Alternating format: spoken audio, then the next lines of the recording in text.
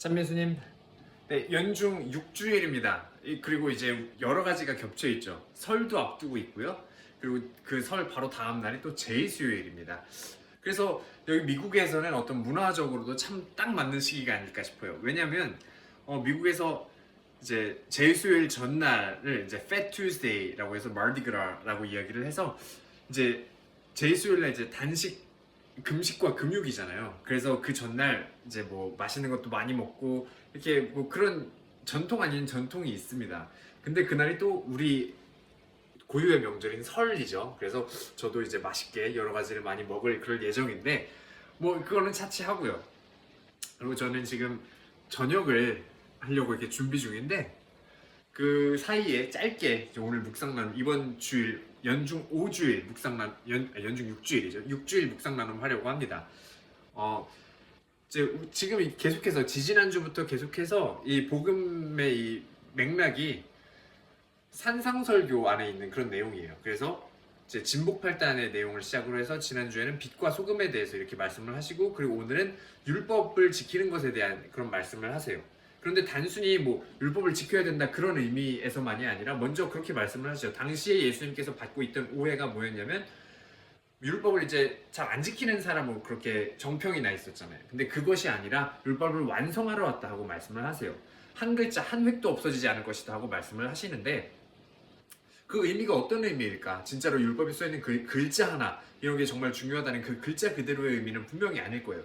만약에 그랬으면 전 이미 큰일 났어요. 이 미국에 와서 이제 여러 가지 복음 선포도 하고 이제 강론도 하고 그럴 때 저는 이제 단어를 잘못 읽는 경우도 참 많이 있거든요. 그 중에 이제 대표적인 실수, 제가 잊혀지지 않는 실수 중에 하나가 뭐냐면 단어 중에 prostrate이라는 단어가 있습니다. 이제 엎드리다. 그래서 예를 들면 뭐 마귀 들린 사람이 멀리서 예수님을 보고 달려와 엎드려 말하였다 하고 할 때 prostrate이라는 단어를 써요.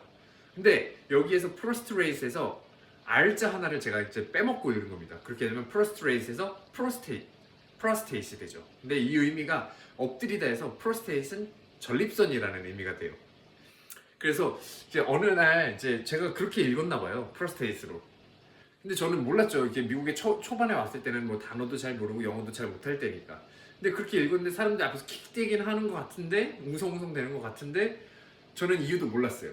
그리고 더 이제 설상가상으로 그날 강론 모든 단어에 prostrate 대신에 다 prostate을 제가 쓴 거예요.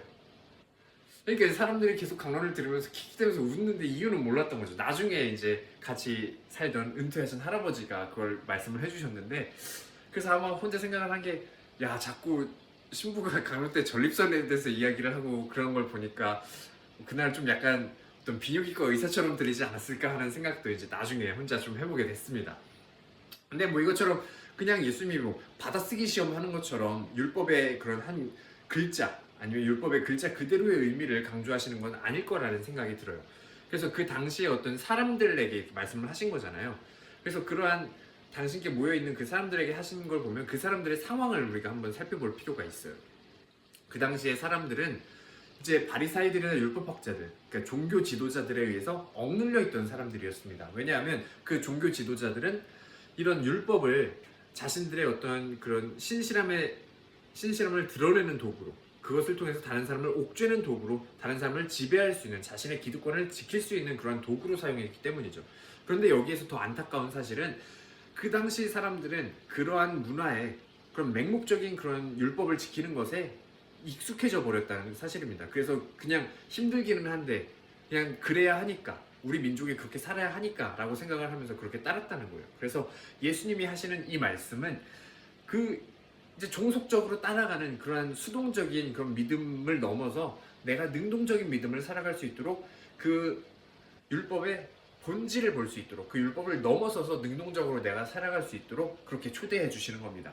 그거를 우리가 우리의 신앙의 전반에 좀 이렇게 적용을 해봤으면 좋겠어요. 우리가 신앙을 하면서 이렇게 하면 되고 이렇게 하면 안 되고 이런 여러 가지들이 참 많이 있습니다. 그래서 고해성사 때 와서 그렇게 물어보시는 분 좀 있어요. 제가 뭐 이렇게 했는데 이게 대죄인가요? 이걸 고백해야 되는 죄인가요? 이렇게 물어보시는 분들이 있어요. 근데 그런 경우에 저는 이제 좀 안타깝다는 생각을 좀 해요. 왜냐하면 이 죄라는 것이 어떤 수학적으로 아니면 이제 법정에 나가서 유죄, 무죄 이렇게 판정을 해서 그렇게 내가 그렇게 유죄 판정이 되면 와서 고해성사를 하고 그런 의미가 아니잖아요. 내가 하느님과 조금 더 가까워지기 위해서 내가 마음의 짐을 내려놓는 자리가 바로 고해성사라고 생각을 해야 되는데 이제 많은 사람들이 고해소를 법정처럼 생각하는 경우가 있지 않을까 하는 생각이 들었습니다. 그래서 먼저 고해소는 나의 짐을 내려놓는 곳이고 예수님께서는 받아쓰기 채점하시는 채점자가 아니라 우리의 이런 짐들을 내려놓도록 우리를 인도해 주시는 분이라는 것을 잊지 않았으면 좋겠습니다. 그런 의미에서 살아가다 보면 우리 신앙에 있는 여러 가지 이런 제도들이나 우리 신앙에서 우리에게 제시해주는 많은 것들이 예수님께 가까이 갈 수 있도록 우리를 위해서 보조해주는 그런 역할이라는 것을 느낄 수 있을 거예요. 그래서 그런 것들을 수동적으로 내가 종속돼서 쫓아가는 것이 아니라 그런 것들의 의미를 찾으면서 그것들을 즐기면서 살아갈 수 있었으면 좋겠습니다. 그런 의미에서 예수님께서 말씀하신 너희의 의로움이 바리사이들과 율법학자들의 의로움을 능가하지 않으면 하늘나라에 들어가지 못할 것이다 하신 이 말씀은 어떻게 보면 우리 신앙이 내가 이런 것들 해야 하는 신앙이 아니라 내가 이러한 것들을 하고 싶은 신앙으로 나아가는 그러한 신앙의 발전을 의미하시는 것이 아닐까 싶습니다. 그래서 이번 한 주간 돌아보면서 내가 해야 하는, 하지 말아야 하는 그러한 신앙이 아니라 내가 더 하고 싶은, 못해서 더 아쉬운 그런 신앙으로 나아갈 수 있는, 능동적인 신앙으로 나아갈 수 있는 그런 한 주간 보내셨으면 좋겠습니다. 아멘.